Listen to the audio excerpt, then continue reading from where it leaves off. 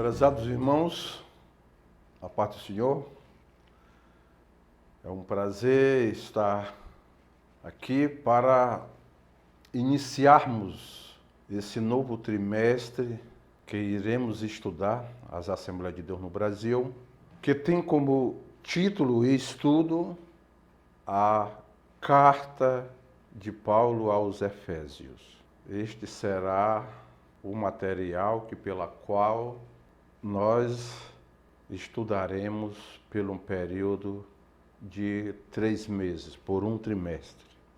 Essa carta, ela é muito admirada. Os seus leitores têm uma admiração profunda. Por isso até é tido como a rainha das epístolas de Paulo. Essa carta, ela faz parte do grupo das cartas conhecido como as cartas da prisão. Inicialmente, nós iremos analisar a autoria.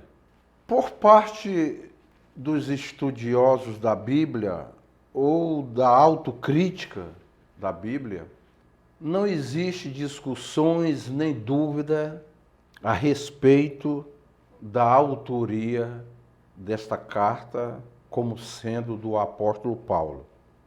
Ele, na sua segunda viagem missionária, ele esteve em Corinto, onde encontrou-se com Áquila e Priscila.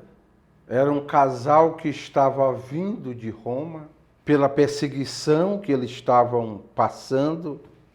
O imperador romano estava fazendo proibições aos judeus para que eles fizessem cultos, fizessem propagação, mas de forma que não fosse de encontro às normas ou a maneira pela qual o império interpretava, ouvia o comportamento dos judeus em relação aos romanos. Isso estava sendo colocado a questão da religião. E aqui o livro de Atos, ele menciona que no ano 49, o imperador, ele expulsou os judeus de Roma. E Áquila e Priscila, eles de volta para a Ásia Menor, eles se encontraram com Paulo na cidade grega de Corinto.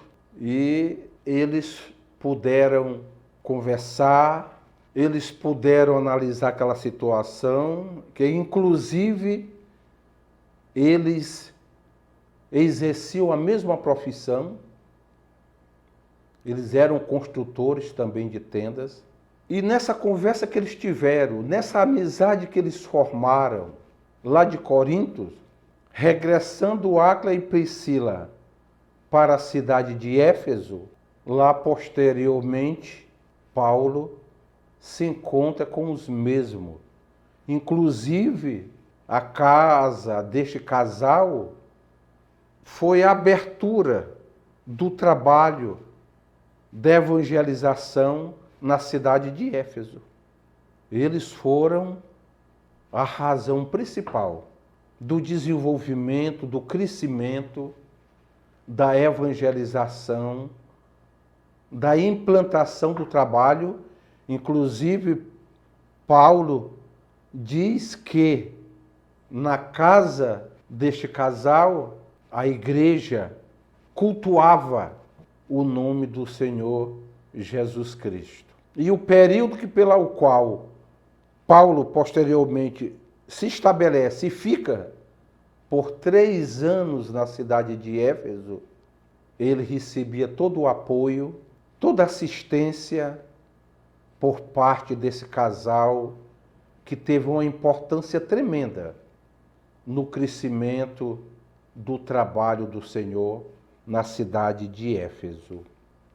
Então, não há dúvida do Paulo como o autor da epístola.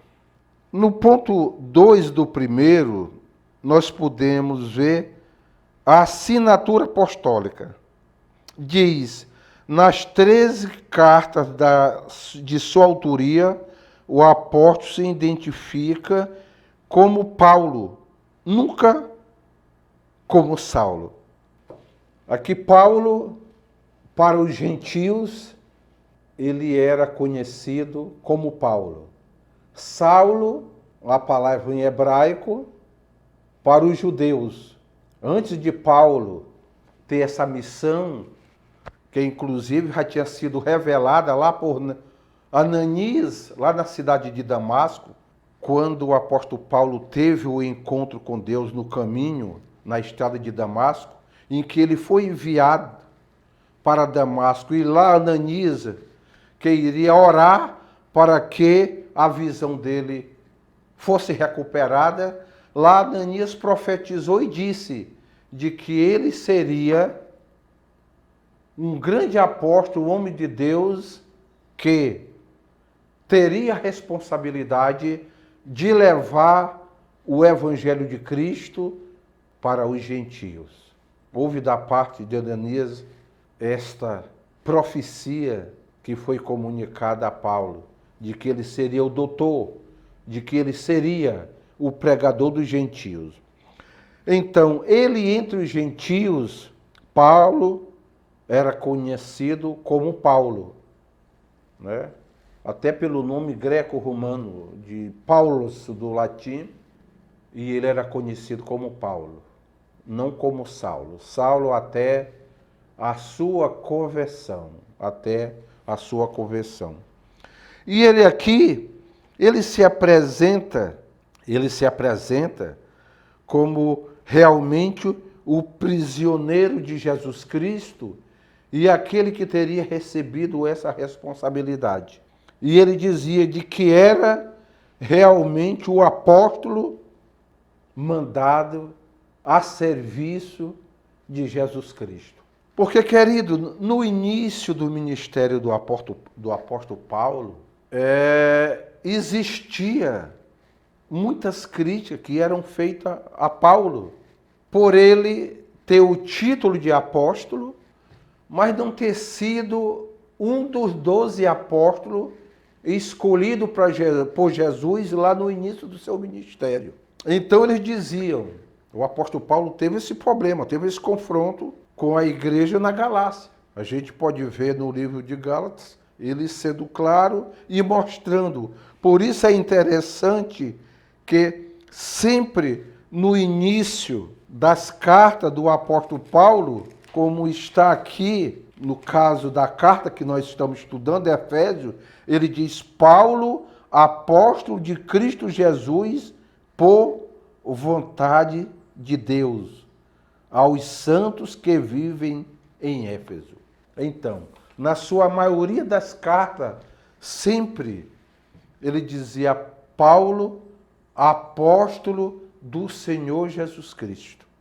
Porque houve essa discussão no início do seu ministério, de dizer que ele não era apóstolo, porque ele não tinha sido escolhido por Jesus, ele não tinha acompanhado o ministério de Jesus, mas ele demonstrava e falava a respeito da sua conversão, de que ele realmente teve um encontro pessoal com Cristo, pela qual Cristo o escolheu para que ele fosse ser o apóstolo dos gentios, e que muito ele sofreria pela causa da evangelização de Cristo entre os gentios. No ponto 3 do primeiro, faz referência à sua epístola, que já foi citado. No quarto ponto do primeiro ponto, de autoria e data, aqui fala sobre a data. De acordo com Atos, após realizar 3 viagens missionárias e implantar a igreja na região do Mediterrâneo, Paulo esteve em prisão domiciliar por cerca de 2 anos. Nós podemos encontrar, está lá no capítulo 28, de versículo 30 de Atos dos Apóstolos. Isso entre o ano 60 e 62 da era cristã. E aqui, como eu já citei, nesse período de 2 anos, Paulo, mesmo preso, mas ele teve uma prisão domiciliar, pela qual ele tinha a liberdade tanto de testificar, de que Atos resiste, de que muitos aceitaram Jesus Cristo pela mensagem levada por Paulo no período em que ele esteve preso pela primeira vez em Roma, em torno de 2 anos, e pela qual ele escreveu as epístolas de Efésios, Filipenses, Colossenses e Filemon, que são conhecidas como as epístolas da prisão, mesmo que tenha havido uma outra epístola que foi escrita na prisão, que só em um outro contexto, que foi já na segunda prisão de Paulo, que é a segunda carta a Timóteo. Ele estava preso. E dessa prisão ele saiu já para a sua morte, para ser decapitado. Essas 5 cartas foram escritas na sua primeira prisão, que ele passou pelo período de 2 anos, e a carta que foi escrita segundo a Timóteo já foi na última prisão dele em Roma, isso em torno do ano 67, pela qual a partir daí ele receberia uma condenação por parte de Nero, o imperador da época, Nero, e que ele seria decapitado nesse período. Segundo ponto, querido, aqui da nossa lição, que é uma síntese, é uma introdução que está sendo feita a respeito da carta. Só a partir da próxima aula é que será estudada de forma bem dinâmica e teológica as questões envolvidas a carta. Aqui está sendo apresentado, mostrado a cidade e os acontecimentos que ocorreram do período pela qual foi escrita a carta e a cidade pela qual a carta foi enviada. Mesmo que essa carta é tida como uma carta cíclica, ou seja, uma carta em que ela foi mandada para a cidade de Éfeso, mas que ela não tinha uma finalidade exclusiva para a igreja ou os irmãos, os efésios, mas que ela tinha também uma função de que essa palavra ela chegasse às igrejas ali da Ásia Menor, principalmente aquelas igrejas, aquelas cidades que estavam em torno da cidade de Éfeso. Por isso é chamada uma carta cíclica, uma carta em que ela foi lida, dirigida a outras igrejas que estavam em torno de Éfeso. Inclusive a missão do apóstolo Paulo, na terceira viagem missionária, em que ele esteve por 3 anos como pastor na cidade de Éfeso, Paulo teve um ministério tremendo, um ministério grande, magnífico, em que não centrou só na cidade de Éfeso, mas que em todas aquelas cidades circunvizinhas. Nós podemos ver a questão, inclusive, de Mileto, em que o apóstolo Paulo esteve lá e chamou os anciões, os presbíteros de Éfeso, para que chegasse até lá, para que lá fosse tomado decisões para uma expansão maior da evangelização naquela região. Então, o trabalho de Paulo ele foi tamanho ali em diversas localidades daquela província. E por isto essa carta aos Efésios ela é tida como uma carta cíclica, ou seja, uma carta em que, naquele mesmo tempo, outras igrejas tiveram a possibilidade, a condição de receberem a mensagem que estava sendo enviada do conteúdo que tinha aquela carta.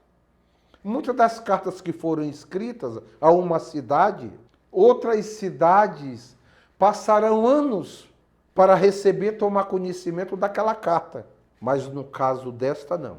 Por ela ser cíclica, ela tinha a função de que aquelas igrejas que tivessem sobre a administração de Éfeso, elas de imediato também tomassem conhecimento dessa mensagem, dessa palavra, que não era doutrinária, não era um padrão doutrinária, mas como nós vamos ver no detalhes seguinte, mas ela tinha uma função de mostrar de que Jesus Cristo tinha vindo para todos, que seja gentio, que sejam judeus. E aqui inicia o ponto 2, a cidade de Éfeso.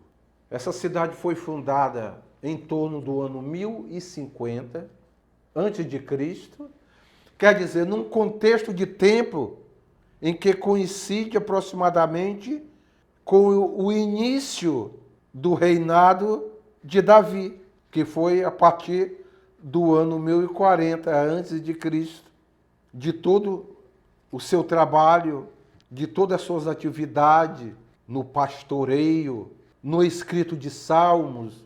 Quer dizer, a cidade, Éfeso, ela foi fundada dentro desse contexto de tempo. Aqui em Éfeso, na Ásia Menor, e no caso de Davi, lá na Judéia. E essa cidade tornou-se um grande centro econômico e cultural da Ásia Menor. Lá tinha a sede de um procônsul romano, quer dizer, era uma autoridade do governo do império que era sediado ali para toda a organização e administração da cidade. Essa cidade, ela foi escolhida pela a sua localização geográfica, um porto ali no Mar Egeu, onde passavam uma rota grande de navios, uma cidade que pela qual ficava numa localização de que as pessoas que passavam seguindo em direção ao Oriente Médio passavam nessa cidade, depois alcançava cidades como Damasco, como Jerusalém e outras, e seguiam na sua viagem. Ela tinha essa importância. E era uma das maiores cidades do mundo na época, em torno de 500 mil habitantes. Quer dizer, cidade que ela tinha uma similaridade populacional da cidade de Antioquia da Síria, a cidade de Alexandria, no Egito. Então, essa cidade tinha uma importância. E, além disto, era uma cidade que ela tinha ali um anfiteatro que tinha um estilo oval, como são os nossos estádios, os estádios de futebol hoje, tinha aquela forma. Esse aqui tinha capacidade para 25 mil pessoas e que no seu centro, onde os nossos estádios é o gramado, lá ficaria as arenas, onde existia grandes disputas, isso tanto por parte de atores humanos, como até de animais. Eram as grandes arenas que muitos homens de Deus, pelo Evangelho, por Cristo, no primeiro século e outros seguintes, muitos foram levados a essas arenas, onde foram comidos, mortos por leões e outras feras, e em situações que foram mortos até por gladiadores. Então, eles tinham esse grande anfiteatro com essa capacidade para 25 mil espectadores, e tinha também algo aqui muito interessante, o grande templo de Ártemis, ou de Diana. Quer dizer, Ártemis para os gregos e Diana para os romanos, a terminologia. Essa deusa era uma deusa famosa em que aquele mundo de então se voltava para essa deusa, a deusa da fertilidade. Era uma deusa que ela tinha comporta em seu corpo muitos seios, isso era um símbolo de fertilidade, e pela qual eles prestavam uma adoração tremenda. O paganismo, a idolatria era tremenda a nível disto. Dizia ele, dentro do misticismo, de que ela teria descido, caído do céu, vindo de Júpiter, em forma de um meteoro, e tinha descido ali sobre a cidade. Era algo que se propagava a respeito dessa grande deusa, em que ela era colocada em um templo, amados, que ele tinha 130 metros de comprimento, por 70 metros de largura, ele sendo montado sob 118 colunas de mármores, com aproximadamente 68 metros de altura. Aí você veja a dimensão deste templo, que era um templo de adoração por essa deusa Diana. E aí, onde existia nesse templo, cultos que pelo qual, amados, distorcia todo um princípio cristão, pela sua idolatria, pela situação mística que eles tinham, em que as multidões que vinham a essa cidade para cultuar, para prestar adoração a essa deusa, trazia para aquela cidade, para aqueles ouríveis, para os que trabalhavam naquele material do nicho, ou seja, daquele agrupamento de estatuetas que eram feitas para serem vendidas, como amuletos, e toda a situação mística que se envolvia em torno daquela cultuação. E aí nós vemos até em que houve, não é verdade, por parte lá daqueles que fabricavam aquelas imagens e aqueles nichos, pela força, pelo poder que o Evangelho teve quando ali foi pregado por Paulo, ao ponto de ser destruído tudo. Então, por Paulo ter levado a palavra, a mensagem de salvação, não só para os judeus ali naquela cidade, que se reuniam ali na sinagoga, que pela qual também passaram a ser opositores de Paulo, mas que por parte também daqueles que lucravam por aqueles produtos que eram fabricados de prata, de metal e de outros materiais, de que era vendido para o mundo inteiro. E isso trazia um grande benefício para a economia da cidade de Éfeso, principalmente para os adoradores daquela deusa. Esse templo, amados, ele foi destruído no ano 262, aí já da era cristã. Os bárbaros, os godos, essa tribo, os godos, eles invadiram aquela região, a cidade, e destruíram o templo da grande Diana. Hoje a arqueologia, os arqueólogos fazem escavações e aonde é comprovado todos os fundamentos da estrutura que pela qual tinha aquele grande templo. O grande templo de Ártemis, ou a Diana dos Efésios.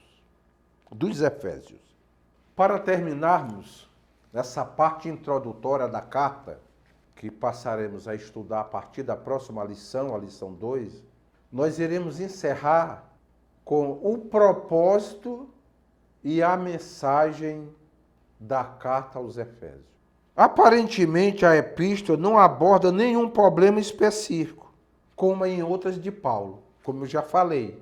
Essa carta aos Efésios é uma carta que ela foi enviada, por isso teve até a função cíclica, porque ela tinha uma mensagem de mudança, de transformação, e uma admoestação e orientação bem cívica e não doutrinária para com aquela cidade. Eles não estavam tendo tantos problemas, mesmo que depois os problemas cresceram. Quando João escreve lá já Apocalipse, as suas cartas e Apocalipse, ele já fala de que essa cidade, já fala de que essa igreja tinha perdido o primeiro amor, que nós vemos lá em Apocalipse a mensagem de Cristo para as 7 igrejas da Ásia. E a principal e a primeira era Éfeso, que tinha sido ali a sede, tinha sido o primeiro trabalho principal para a expansão em toda aquela região do Evangelho de Jesus Cristo. Aqui, querido, é interessante também relembrar, nesse pouco tempo, mas é interessante relembrar de que o trabalho começou, Apolo passou por lá, o trabalho começou Áquila e Priscila, depois vem Paulo, passou lá por 3 anos, Paulo sai para Roma e lá é preso, passa 2 anos preso, como já lemos. Paulo envia Timóteo, o seu filho na fé, aquele jovem pastor, em que o apóstolo Paulo deu a incumbência, a responsabilidade de que ele assumisse ali. E depois, querido, depois da destruição do templo em Jerusalém, de que os apóstolos foram expulsos, o apóstolo João, depois do ano 70, ele sai de Jerusalém e vai morar na cidade de Éfeso. Inclusive, os historiadores do primeiro século e desses dias, como Irineu e outros, diz que inclusive Maria, mãe de Jesus, o acompanhou João e foi morar com João na cidade de Éfeso. E João passou aproximadamente 30 anos na cidade de Éfeso, porque foi o período depois da destruição do templo, no ano 70, e João morre aproximadamente no ano 100.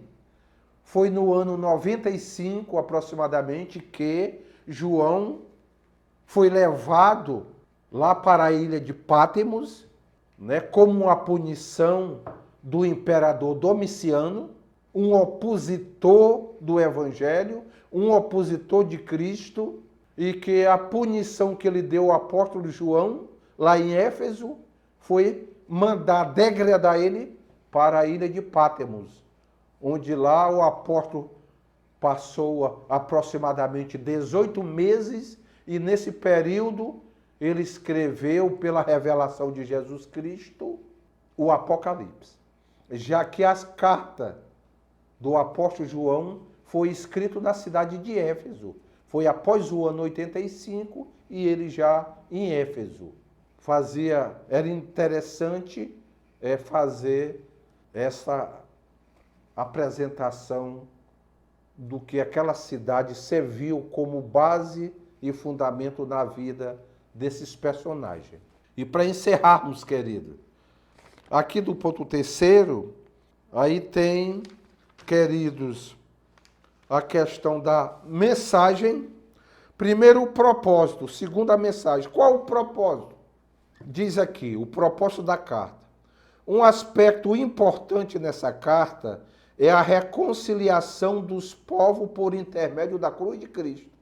Por isso que ela teve uma importância e foi cíclica. Porque a finalidade era isto, é que o evangelho, por meio dela, fosse alcançado também as pessoas. Fosse uma base e um fundamento daqueles que estavam ali naquela cidade, estavam sendo as pessoas principais pela evangelização. Então, era um dos propósitos da carta, na verdade. Em termos gerais, assevera o pecador, a justificação e o perdão dos pecados unicamente pela fé e pela graça em Cristo Jesus. Esse era o principal propósito. Mas também tem a sua mensagem, que será analisada por todas as outras 12 lições que irão ser estudadas. Tinha a grande mensagem.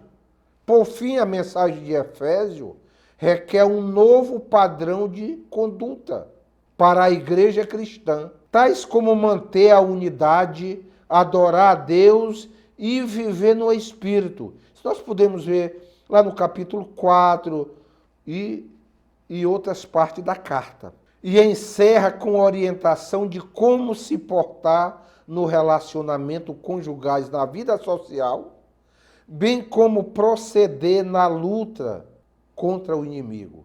A epístola, portanto, contém uma combinação de doutrina e vida cristã, daquilo que Deus fez e daquilo que Deus espera da igreja. É lógico que ela tem como doutrina, como fundamento dos seus ensinamentos. Não é aquela dirigida para faça isso, faça aquilo, mas de uma forma clara. Então, querida, essa também é a grande mensagem para a igreja cristã daquilo que Deus fez, do seu sacrifício e de que só pela fé, pela graça, o homem, nós, podemos ser salvos. Então, queridos, meus amados, essa é a parte introdutória da carta, a parte introdutória. Como podemos ver, o personagem Paulo, aqueles que fizeram parte do seu ministério, a cidade de Éfeso pela qual a carta foi mandada e outras que estavam em volta, e a sua mensagem, o propósito da sua mensagem, que era de conhecerem e saberem de que a necessidade da unidade, a necessidade de um amor, e que só por meio de Cristo, do seu sacrifício, poderemos ter o perdão e recebermos a salvação em Cristo Jesus. Que Deus os abençoe.